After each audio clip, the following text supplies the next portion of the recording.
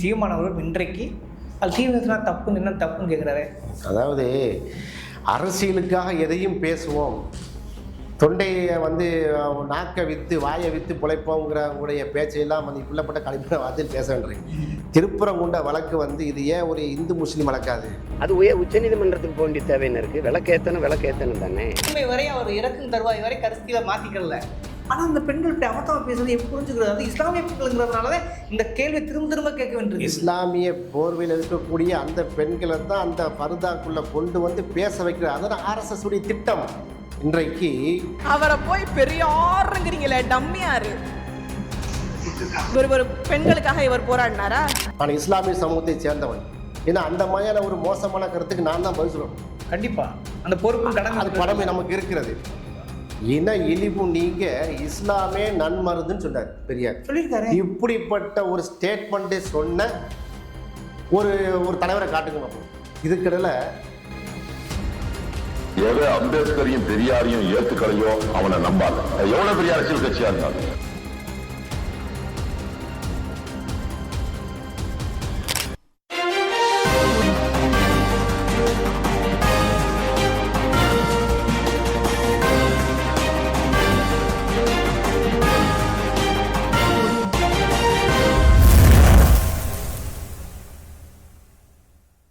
வணக்கம், இது அறத்தின் கழகம். இன்று நாம் சந்திக்கிற மிக முக்கியமான, குறிப்பாக அறங்காலத்துக்கு மிக அறிமுகமான புதிய விடுதலை சிறுத்தை கட்சியில் புதிய தலைவராக, குறிப்பாக மாநில கொள்கை பரப்பு செயலாளர் நியமிக்கப்பட்டுள்ள காயல் அமுசாக்களும் அரங்கத்துக்கு வந்திருக்கிறார். பாருங்கள் சார். வணக்கம். வணக்கம். முதல்ல மாநில கொள்கை பரப்பு செயலாளருக்கு ஒரு சாதாரண விஷயம் இல்லை, அது ஒரு கருத்தியல் ரீதியான பல இடங்களுக்கு சென்று ஒரு கருத்துக்களை முன்னெடுப்பதுதான் அந்த கொள்கை பரப்புங்கிறது.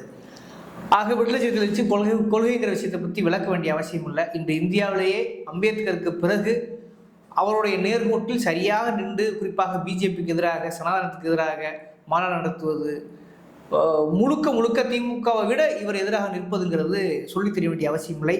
அப்படியான மிக பெரிய பொறுப்பை உங்கள் நம்பி அவர் வழங்கியிருக்கிறார். முதல்ல நீங்கள் அடைந்த அந்த பதவிக்கு எங்களுடைய அறக்கலத்தின் சார்பாக நெஞ்சார்ந்த வாழ்த்துக்கள்.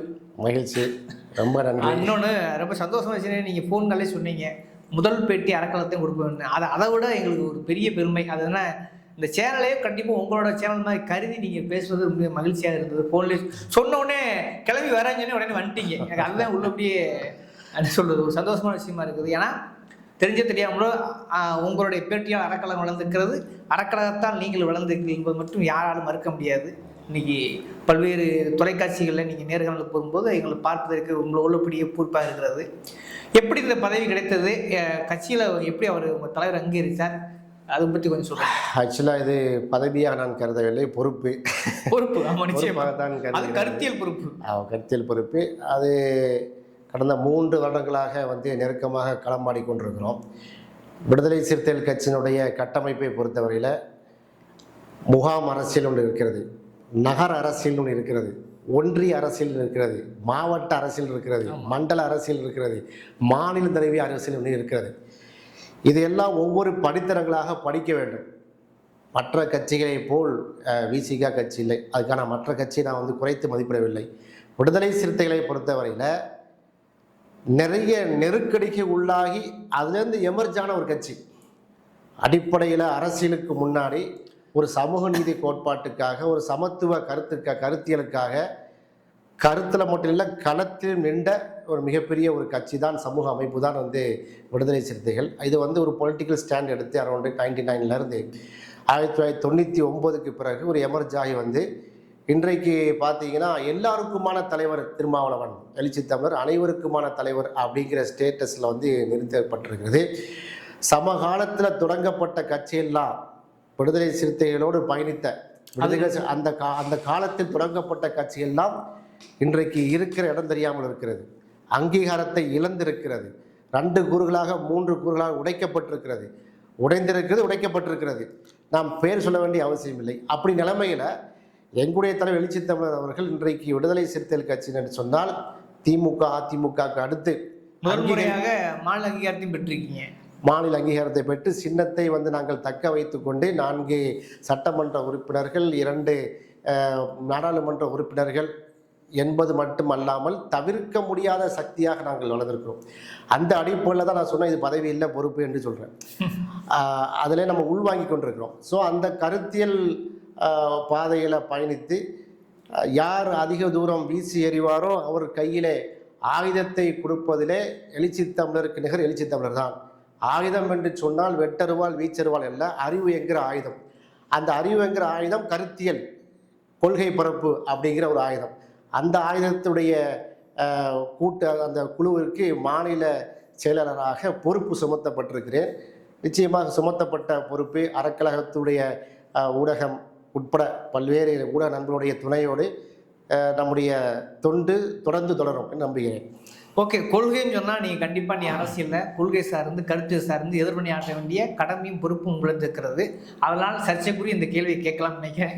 ஏன்னா சமீபத்தில் வந்து திருப்பங்குன்ற விவகாரத்துக்காக திருமாவளவன் அவர்கள் மதுரை வந்திருந்தார். அப்போ வந்து பூனைக்குட்டி வெளியே வந்து விட்டது அப்படின்னு சொல்லி நேரடியாக சீமானையும் விஜயையும் கடுமையாக விமர்சித்து அவர்கள் RSS பெற்றெடுத்த பிள்ளைன்னு சொல்லி விமர்சித்தார். உடனே வந்து பார்த்தா சீமான் வந்து பார்த்தீங்கன்னாக்கா ஆமாம் அவர் தான் பிரசவம் பார்த்தாரு அப்படின்னு ஒரு எதிர்வினையாட்டினார். அப்புறம் பார்த்தீங்கன்னாக்கா இல்லை அவர் எங்களோட பெரியார், ராமதாசன் பெரியார், வெறும் பெரியார் அப்படின்னு சொல்ல ஆரம்பித்தார். அதை தாண்டி இஸ்லாமிய பெண்களை வைத்து பெரியாரை கொச்சைப்படுத்த ஆரம்பித்திருக்கிறார்கள். அவர்களை பார்க்க மிக நீண்ட விளக்கம் கொடுக்க வேண்டிய கேள்விதான் சுருக்கமாக தருகிறேன். அதாவது கடந்த 3 வருடங்களாக விடுதலை சிறுத்தைகள் கட்சி நான் பயணித்த 3 வருடங்களாக இது போன்ற சீமான் சம்பந்தமாக நாம் தமிழர் கட்சி சம்பந்தமாக வரக்கூடிய கேள்விகளுக்கெல்லாம் நான் எப்படி பதிலளித்திருப்பேன்னு சொன்னால், நான் உட்பட எங்களுடைய கட்சியுடைய முன்னணி பொறுப்பாளர்கள் எங்களுக்கு எடுத்துக்கொள்ள வேண்டிய விஷயம் இருக்குது, எடுத்தெறிய வேண்டிய சீமான் விஷயத்தில் இருக்குது. சீமானை நாங்கள் ஒட்டுமொத்தமாக நாங்கள் புறக்கணிக்கவும் இல்லை அப்படின்லாம் சொல்லியிருந்தோம். ஆனால் சமீப காலமாக கடந்த ஒரு லாஸ்ட் ஒரு 1 இயர் 1 வருட காலமாக பார்த்தீங்கன்னு சொன்னால் உடன்பாடுகளை விட அதிகமான முரண்பாடுகளை நாம் அவர்கிட்ட பார்க்குறோம். ஒரு பக்கம் எடுத்துக்கிட்டேன்னா அறிவுக்கு பொருத்தமில்லாத சொல்லுவா நம்ம தான் கடந்து சென்றோம். தமிழ்நாட்டினுடைய மீனவர்களை பாதுகாக்க வேண்டும், தமிழக மீனவர்களை பாதுகாக்க வேண்டும் என்பதற்காக நான் வந்து நெய்தல் படை அமைத்து அவர் கையில் AK-47 போன்ற இயந்திர துப்பாக்கியை கொடுப்பேன். அவர்கள் என்ன செய்வாங்க, இலங்கையுடைய கடற்படையை சுட்டு கொள்வார்கள் இப்படி சொல்லும் போது கீழே விசில் பறக்கும். நாங்கள் ரசிக்கலை, சரி ஏதோ அவர் சொல்கிறாரு அப்படின்னு போனோம். பிரபாகரனை போன்று ஒரு தலைவர் உலக வரலாற்றிலே இல்லை சொல்லிக்கிட்டே வரும்போது பக்கத்தில் இட்லி கூட கறியை வச்சாரு, சமைச்சாரு. முனியாண்டி விலாஸ் ஹோட்டலுடைய சர்வெண்டுமாய் பிரபாகரனை சொல்லும்போது என்னையா பேசுகிறாருன்னு சொல்லி நம்ம கடந்து தான் சென்றோம். ஆனால் என்றைக்கு அவர் பார்ப்பனிய கடப்பாரியை எடுத்து திராவிட கோட்டையை உடைப்பேன் என்று சொன்னாரோ அன்னையிலேருந்து இனி வந்து என்ன மயிலிறகால் வர முடியாது. அப்படி ஒரு கடப்பாறையை நீ எடுத்து கொண்டு வந்தோன்னா அந்த கடப்பாறையை கையிலிருந்து பிடுங்கி வங்காள விரிகுடா கடலிலே வீசி எறிவோம் விடுதலை சிறுத்தைகள் என்பதைத்தான் எங்களை தமிழ் எழுச்சி தமிழர் வந்து தலைவர் சொன்னார். ஏன்னா இது டேஞ்சரான கருத்து. அதான் RSS முறையில் பேசிக்காரே, அதுதான் பிரச்சனை.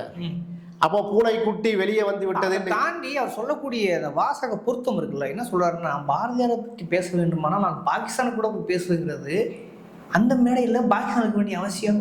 அதான் சொல்லுகிறேன், உள்ள வந்து ரொம்ப காலத்துக்கு என்ன செய்யும் நடிக்க முடியாது. அந்த மண் அப்படிப்பட்ட மண், தமிழ்நாட்டு மண்ணை பொறுத்தவரை அப்படிப்பட்ட மண்.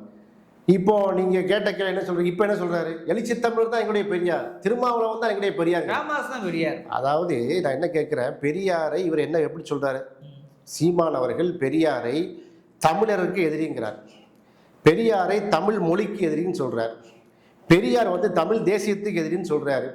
இவ்வளவு திட்டி முடித்த பிறகு பெரியாரை திருமாவளவன் தான் எங்களுக்கு பெரியார் என்று சொன்னால் அப்போ திருமாவளவனும் வந்து தமிழுக்கு எதிரானவரா, தமிழருக்கு எதிரானவரா, எங்கள் தலைவர் வந்துட்டு தமிழ் தேசியத்துக்கு எதிரானவரா? இந்த கேள்வி வருதா இல்லையா? ஒரு பக்கம் பெரியாரை வந்து கீழே போட்டு மிதித்து விட்டு எங்களுக்கு ராமதாஸ் தான் பெரியாரு, திருமாவளவன் தான் அப்படின்னு ஐஸ் வைக்கிறீங்களாமோ? அப்போ பெரியாருடைய இந்த அளவுக்கு பெரியாரை கொச்சைப்படுத்தி இப்படி வெளியிடுறாருல, அவர் செய்ய வேண்டியது அவர் மட்டும் செஞ்சுட்டு போக வேண்டியதானே?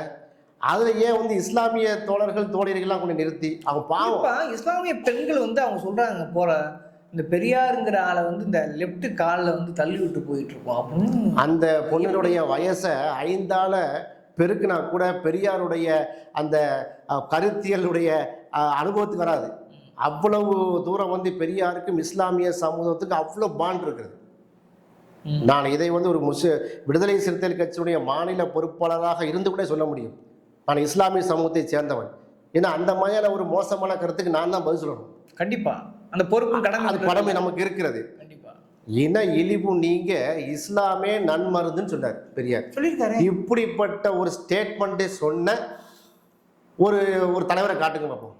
இதுக்கிடையில் அவர் வந்து அவருக்கு என்ன பெரியார் தந்தை பெரியார் அவர்களுக்கு என்ன பிம்பம், கடவுளே இல்லைன்னு சொன்னவர் அப்படிங்கிற பிம்பம். அவர் இஸ்லாத்தையும் ஏற்றுக்கொள்ளலை, எந்த மதத்தையும் சேர்ந்தவங்க. இழிவு நீங்க அங்க போங்க, ஆனால் இழிவு நீங்க இங்க வான்னு சொன்ன ஒரு தந்தை பெரியார் குறைந்தபட்சம் நீங்க போட்டாட்டாலும் பரவாயில்லை, அவரை வந்து நீங்க போற்றி புகழாட்ட இந்த மாதிரியான இழி சொல்லால வந்து பழிக்காம இருக்க இல்லையா? குறைந்தபட்ச ஒரு நன்றி கடன் கூட இல்லையா? அவர் அப்படி செய்து விட்டார் இப்படி செய்து விட்டார். அப்ப நீங்க இப்ப இன்னைக்கு பார்த்தீங்கன்னா சமூக நீதி களத்துல தந்தை பெரியார் அவர்களும் புரட்சியாளர் அம்பேத்கர் அவர்களும் இரட்டை குழல் துப்பாக்கிகள். இப்போ முதல் குழலை வந்து என்ன செய்யறாங்க, மழுங்கடிக்க செய்யறாங்க, அட்டாக் பண்றாங்க, குறிவைத்து தாக்குறாங்க சீமானுடைய வகைராக்கள். அப்ப அடுத்தது யாரு? அம்பேத்கர் தானே. அதையும் கூட சொல்லிட்டாங்க. அதுல என்ன அம்பேத்கர் தானே, அது வடநாட்டுக்காரங்க சொல்லுவாங்க. ஆமா அவர் அந்நியர் தான், தேவர்னா ஏற்பால மறுப்புன்னு சொல்லி பேச்சு வந்துட்டுல பூனைக்குட்டி. அதெல்லாம் சொல்றோம், பூனைக்குட்டி வெளியே வந்து விட்டது. அப்ப சீமான் அவர்களுடைய அரசியல் முழுக்க முழுக்க பாசிச அரசியலாக இருக்கிறது. ஏன்னா நம்ம வந்து கருத்தியல் பரப்புல இருக்கிறதுனால நிச்சயமாக தொலைக்காட்சிகள்லாம் நிறைய நாங்கள் பார்க்க வேண்டிய சூழ்நிலை எங்களுக்கு இருக்கிறது. தமிழ்நாடு தொலைக்காட்சி மட்டும் இல்லை, ஹிந்தியில் என்ன பேசுகிறாங்க, அர்ணப் கோஸ்வாமி மாதிரி ஆட்கள் மீடியாக்கள் மோடி ஆட்களாக மாறி இருக்கிறாங்களே, அந்த மாதிரியான ஒரு கருத்தியலில் வரக்கூடிய அவங்க சேனலில் நாங்கள் பார்க்கும்போது சீமான் இன்றைக்கு என்ன முன்னெடுப்பை எடுத்துக்கொண்டிருக்கிறாரோ அதோடைய வீச்சு அங்கே இருக்கிறது. உதாரணம் ஒரு பாயிண்ட் சொல்கிறேன். Pakistan or Indian partition, Pakistan or Indian partition, Pakistan அல்லது இந்திய பிரிவினை அப்படிங்கிற ஒரு புத்தகத்தை மேற்கோள் காட்டி அம்பேத்கர் அவர்கள் பேசிய உரையாற்றிய எழுதிய புத்தக தொகுப்பு இருக்குது. 1946 வெளியிட்ட புத்தகம். ஓகே, அந்த புத்தகத்தினுடைய கருத்தை எடுத்துக்கொண்டு இன்னைக்கு சங்கி மீடியாக்கள் என்ன சொல்றாங்க பாருங்க, பாகிஸ்தான் வந்து பண்றாங்க, அம்பேத்கரே சொல்லிவிட்டார், அம்பேத்கரே வந்து அப்படி சொல்லிட்டாரு, முஸ்லிம்களை வந்துட்டு அம்பேத்கர் ஏற்றுக்கொள்ளவில்லை, RSS உடைய சாகாக்கு வந்தார் அம்பேத்கர், அவர் வந்து இப்படிலாம் பொழி கொண்டிருக்காரு. ஏன்னா அம்பேத்கரை வந்து படித்தவர்கள், அம்பேத்கருடைய மாணவராக இருக்கக்கூடிய திருமாவளவன் வாழ்ந்து கொண்டிருக்கக்கூடிய இந்த காலத்திலே நீங்க இப்படி புழுகிறீங்களா? அம்பேத்கருடைய கருத்திலே தாங்கி 30 கோடி மக்கள் இந்த நாட்டிலே வாழ்ந்து கொண்டிருக்காரு, அந்த நேரத்திலே நீ இந்த புழுகு புழுகிறேன்னா கடைசியில் நீ இந்த புழுகு மூட்டையெல்லாம் தமிழில் டிரான்ஸ்லேட் பண்ணி விளையாட மாட்டான்னு என்ன நிச்சயம்? அதுக்காக தான் நாங்கள் பயப்படுறோம். சீமான் போகக்கூடிய இந்த பாதை என்பது மிக டேஞ்சரான பாதை. பெரியார் என்பது தனிப்பட்ட மனிதன் கிடையாதுங்க. பெரியார் என்பது வந்து ஒரு கருத்தியல், பெரியார் என்பது ஒரு கான்செப்ட். அது பெரியாரை 2026 உட்காந்துட்டு நீங்க இங்க திட்டுறீங்க, யாரும் திட்டலை, அவங்கள தவிர யாரும் பெரியார திட்ட மாட்டான். ஒரு சமயோஜன புத்தி உள்ளவன், உண்மையிலேயே அரசியல் புரிதல் உள்ளவன் நிச்சயமாக பெரியாரை இகழக்கூடிய வாய்ப்பே கிடையாது. இல்லை, நான் திரும்பவும் இடைமறிக்க நினைக்கிறேன். நீ ஒரு இஸ்லாமிய ஒரு கருத்தியல் கொள்கை பரப்புச்சியாளர் மட்டும் இல்லை, ஒரு அடிப்படை ஒரு இஸ்லாமிய அடிப்படை அந்த கேள்வி திரும்ப கேட்குறேன். குறிப்பாக இஸ்லாமியரோட மிக முக்கியமான ஐக்கானாக இருக்கக்கூடிய யாருன்னா பழனி பாபா. அவர் சொல்றாரு, அம்பேத்கரையும் பெரியாரையும் எவன் ஒருவன் ஏற்கவில்லையோ அவனை நம்பாதன்ற. அதே கேள்வி அந்த பெண்ணிடம் வைக்கப்படுகிறது.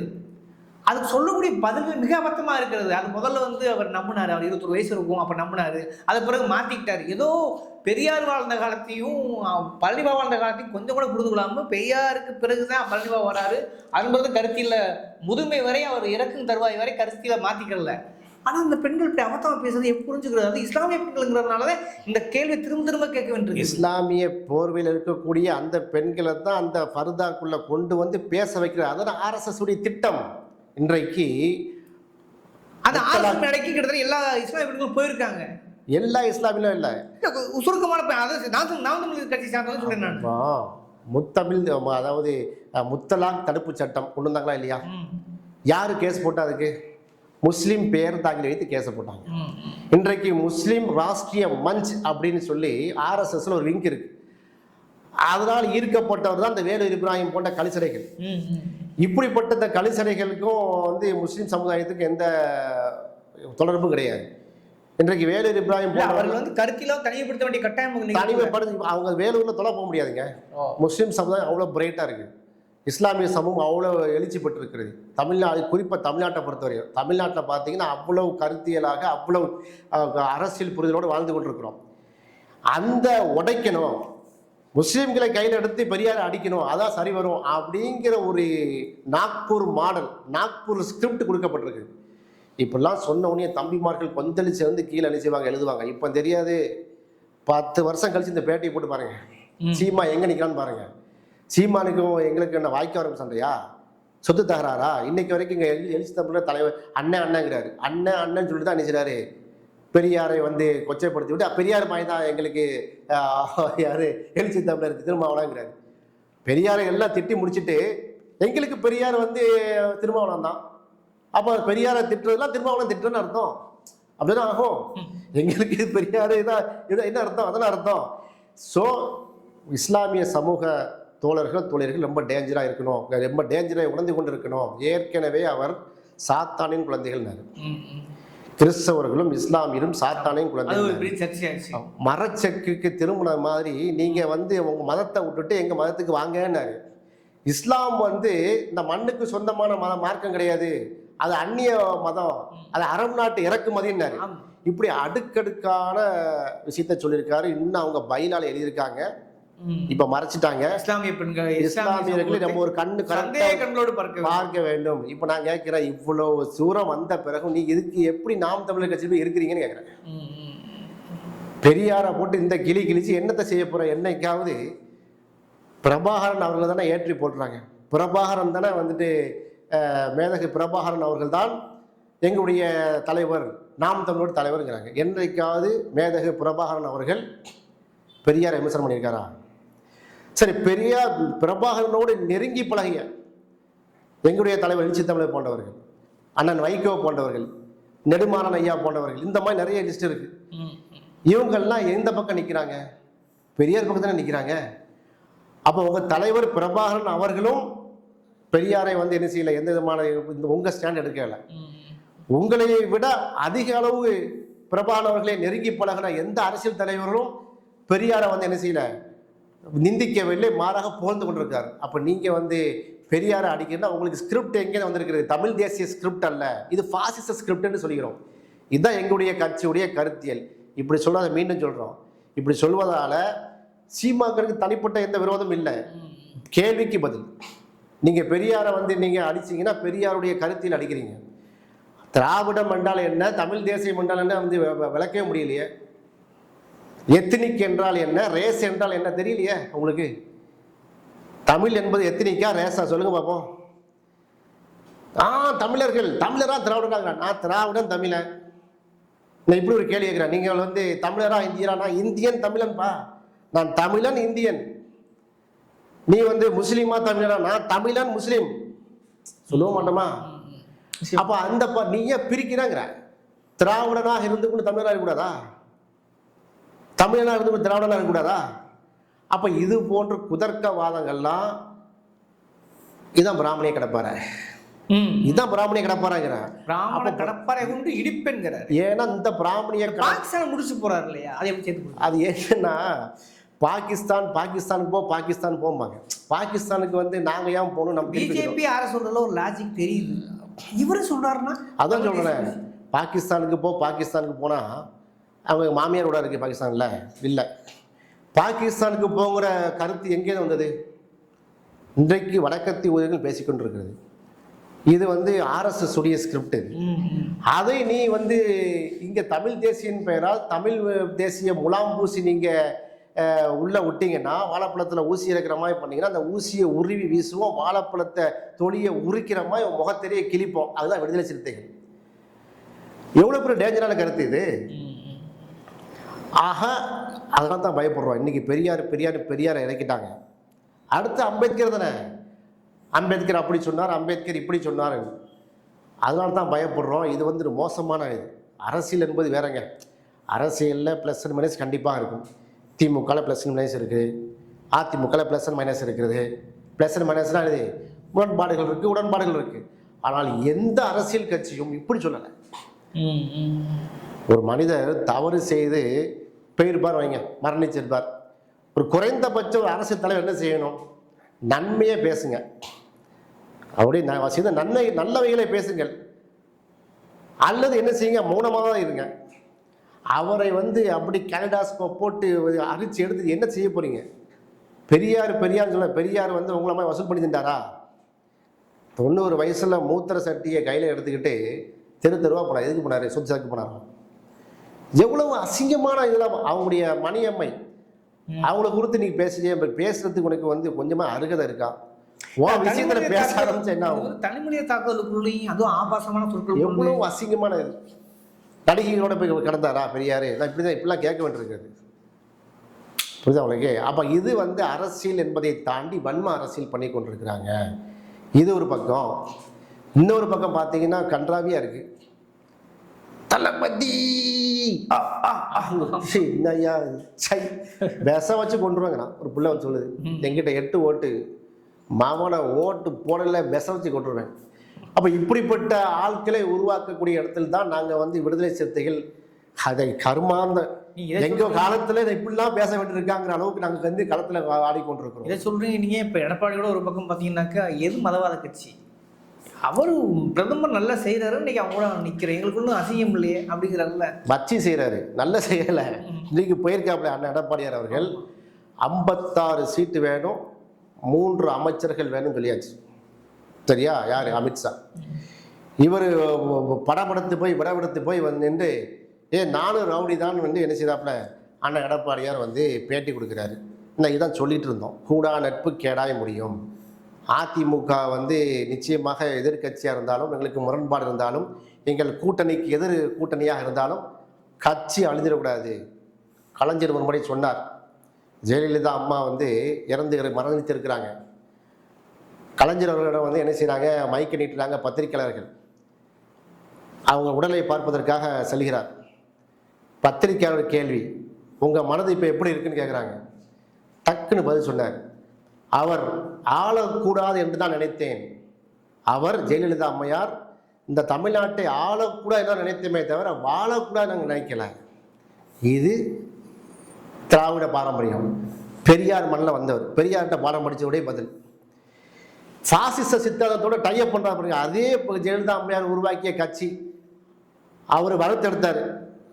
அப்போ அதாவது எம்ஜிஆர் அவர்கள் உருவாக்கினாலும் கூட ஜெயலலிதா அம்மையார் அதை கோர்வை செய்தார், வார்த்தெடுத்தார். அந்த பொசிஷன்ல உட்கார்ந்துட்டு அந்த இடத்துல உட்கார்ந்து கொண்ட எடப்பாடியார் யாரோட டைப் பண்றாரு? பிஜேபியோட. மோடியா லேடியா நான் இருக்கிற வரைக்கும் என்ன செய்ய முடியாது, மோடியால ஒன்றும் செய்ய முடியாது, சிம்ம சொப்பனமாக இருந்தவர். 1999 சவால் விட்டு வாஜ்பாய் ஆட்சியை கலைத்தவர் ஜெயலலிதா. இப்படிப்பட்ட இரும்பு பெண்மணி இறந்த சீட்டில் உட்கார்ந்துக்கிட்டு அவர் என்ன பண்ணுறாரு, அமித்ஷாவோட டைப் பண்ணுறாரு. நம்ம சொல்லிகிட்டே இருக்கிறோம், அழிச்சிருவாங்க, சிபு சோரன் கட்சி அழிச்சாங்க, சிவசேனா கட்சி அழித்தார்கள், அப்புறம் ஆர்ஜேடியை நிறைய பிரச்சனை பண்ணாங்க, நிதிஷ்குமார் கட்சியை என்ன செஞ்சாங்க ஜேடியூவில், அதை அழித்தார்கள். நம்ம ஒரிசாவில் பிஜு பட்நாயக், நவீன் பட்நாயக்குடைய கட்சியை அழித்தார்கள். இப்படி அவங்க கூட்டணி தோளில் கைப்படக்கூடிய எல்லா கூட்டணி கட்சியும் அழித்து தான் அவங்களுக்கு பழக்கம். நீங்கள் உள்ளே போனால் மாட்டிக்கிடுவீங்க, தனித்தனமாக இறங்குங்க சொல்லியும் கேட்காமல் பள்ளியிழுத்து கொண்டு சென்றார். என்ன ஆச்சு? எடப்பாடியார் மதவாத கட்சி இல்லையாம் நீ சொல்றாரு. ஏன் சிஏ அப்போ என்ன ஆச்சிருக்கியா கையெழுத்து போட்டீங்க? உங்கள் மதவாத சிந்தனைக்கு நான் ஒத்துக்கொள்ள மாட்டேன். தமிழ்நாட்டு தாண்டி நம்ம ஆரம்பிச்சதுக்கு வந்துடும் நினைக்கிறேன். இதே திருப்பரங்குன்ற இஷ்யூவில் அதிமுகவும் இந்த தீர்ப்பை வரவேற்று பேசிக்கிறது. அதே போல் உங்களுடைய கொள்கை எதிரியாக பேசக்கூடிய இப்போ உள்ள நபர் சீமானவர் இன்றைக்கு அது தீவிரத்தினா தப்புன்னு என்ன தப்புன்னு கேட்குறாரு. அதாவது அரசியலுக்காக எதையும் பேசுவோம், தொண்டையை நாக்கை விற்று வாயை விற்று பிழைப்போங்கிற உங்களுடைய பேச்சையெல்லாம் இப்படிப்பட்ட கடுமையான வார்த்தையில் பேச வேண்டியது. திருப்பரங்குன்ற வழக்கு இது ஏன் ஒரு இந்து முஸ்லீம் வழக்காது? திருப்பரங்குன்ற வழக்கு நீ பார்த்தீங்கன்னா 1997 2014 2800 அவ்வளோ கேசஸ் இருக்கு. 2 ஜட்ஜி தெளிவாக 2 தீர்ப்பு கொடுத்த நிலையில் வருங்கால கவர்னரோ அல்லது வருங்கால தமிழ்நாடுடைய பாஜகவுடைய தலைவராகவோ இப்போ எக்ஸாம் எழுதி கொண்டிருக்கக்கூடிய மேதகு நீதியரசர் GRS இப்படிலாம் சொல்ல வேண்டியிருக்கு. நீதியரசராக இருக்கார்ல, நீதியரசரை விட்டு போகிறாரு. இப்போ கவர்னருக்கு ஆகிறதுக்குள்ள எக்ஸாம் எழுதிட்டு இருக்காரு இந்த மாதிரி தீர்ப்புகளை கொடுத்து. அப்படிதான் இருக்கு உச்சநீதிமன்றம். சீமானுக்கு முன்னாடி கொஞ்சம் மாற்றி பேசுறாரு, இன்னைக்கு இப்படி பேசுறாரு, எப்படி புரிஞ்சுக்கிறது? ஆமாம் சார், முதல்ல இந்த கேஸை எடுக்கலாமான்னு கேட்டேன். 2 ஜட்ஜுடைய தீர்ப்பு இருக்கும்போது பிரமே பேசியே கிடையாதுங்க. டிஸ்மிஸ் பை டிஃபால்ட்னு சொல்லியிருக்கணுங்க. சொல்ல இல்லையா அவரு? எடுத்து வச்சு நீ தீபம் ஏற்றுங்கிறாரு. திரும்ப ரிவ்யூ பெட்டிஷன் போகிறாங்க. அவங்க அங்கே என்ன செய்யுது? இல்லை நீ கார்த்திகை தீபம் ஏற்றுக்குங்கன்னு சொல்கிறாங்க. அவங்க கோர்ட்டில் கேஸ் இருக்கிறது. நீங்கள் தமிழ்நாடு கவர்மெண்ட் வந்து என்ன பண்ணி உச்ச நீதிமன்றத்தில் ரிவ்யூ போகிறாங்க, அப்பீல் போகிறாங்க. இந்த நிலையில் பேசுகிறார். அப்போ பாருங்க எவ்வளோ பெரிய புரிதல் இருக்கு பாருங்க. அப்போ உங்களுக்கு சட்ட ஞானமும் இல்லை, தமிழ்நாட்டு நடைமுறையும் இல்லை. 4000 சொச்சம் கோயிலில் அன்றைக்கு டிசம்பர் 3ஆம் தேதி தீபம் ஏற்றுனாங்களா இல்லையா? கார்த்திகை தீபம் அழகாக ஏற்றுனாங்க. இதே அதாவது திருப்பரங்குன்ற மலையில் ஏற்றப்பட்டதா இல்லையா? அதெல்லாம் முடியாது, நாங்கள் அந்த இடத்தில் தான் ஏற்றுவோம். உச்சியில் ஏற்றினா என்ன தப்புங்கிறாரு அப்படின்னு சொல்லிட்டு அப்போ அயோத்தியாக மாற்றுவோம். ஹெச் ராஜா சொன்னதை நீங்கள் வழிமொழிறீங்க. ஹெச் ராஜா சப்போர்ட் பண்ணுறீங்க. அப்போ ஹெச் ராஜாவுடைய A டீம் B டீம் எல்லாம் அந்த எடப்பாடியும் இவரும் தான், சீமானும் தான். தெளிவாக தெரியுதா இல்லையா? ஹெச் ராஜா பக்காவாக ஓப்பனாக சொன்னார், நான் வந்து அயோத்தியா மாற்றுவேன்னு சொன்னார். அயோத்தியா மாறுறது சரிதான்னு சொல்லி எடப்பாடியான்னு சொல்லிடுறாரு. சீமானும் அயோத்தியா மாற்றுறதுக்கு உறுதுணையாக இருக்கிறாரு. மதுரை மக்கள் வந்து கவனமாக இருக்கணும். ஓகே, இது ஒரு இக்கட்டான சூழலில் தான், குறிப்பாக கொள்கை ரீதியாக ஒரு கருத்தில் பொறுப்பேற்ற பிறகு நீங்கள் கொடுக்குற முதல் பெற்று நினைக்கிறேன். உங்கள் விமர்சனங்களை அப்படியே மக்கள் பார்வைக்கு விட்டுவிடுவேன். இந்த விவாதாச்சுள்ள அறக்கலத்துக்கு நேரம் ஒதுக்கி பண்ணி சார். நன்றி.